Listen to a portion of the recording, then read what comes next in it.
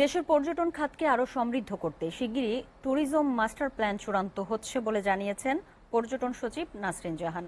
তিনি বলেন, বিশ্বের প্রায় সব দেশে বৈদেশিক মুদ্রা আয়ে পর্যটন এখন প্রধান অগ্রাধিকার খাত। সকালে সচিবালয়ে একথা বলেন সচিব। বৈষম্য বিরোধী ছাত্র আন্দোলনে শহীদ পরিবারের সদস্যদের পর্যটন শিল্পে সম্পৃক্ত করা হবে বলেও জানান নাসরিন জাহান। দেখুন এসকে সৌরভের প্রতিবেদন।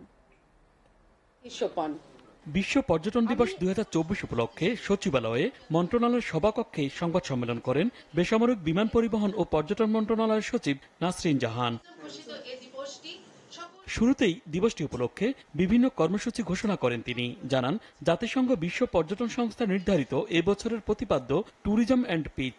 আগামীকাল সকাল 8টায় রাজধানীর আগারগাঁও পর্যটন ভবন থেকে বর্ণাঢ্য র্যালি আয়োজন করা হয়েছে। হোটেল, মোটেল, রেস্তোরাঁ সমূহ এ উপলক্ষে বিশেষ ডিসকাউন্ট প্রদান করেছে। বিমান বাংলাদেশ এয়ারলাইন্স এ উপলক্ষে টিকেটের উপর বিশেষ ছাড় প্রদান ঘোষণা করেছে। পর্যটন শিল্প পৃথিবীর একক বৃহত্তম শিল্প হিসেবে স্বীকৃত। পৃথিবীর প্রায় সব দেশে পর্যটন এখন অন্যতম প্রধান অগ্রাধিকার খাত। ধীরগতিত হলেও বাংলাদেশের পর্যটন শিল্পের অগ্রগতি হচ্ছে উল্লেখ করে পর্যটন শিল্পের সার্বিক উন্নয়নে নীতিমালা হালনাগাদ করানো সহ বিভিন্ন উদ্যোগ নেওয়ার কথা জানান সচিব।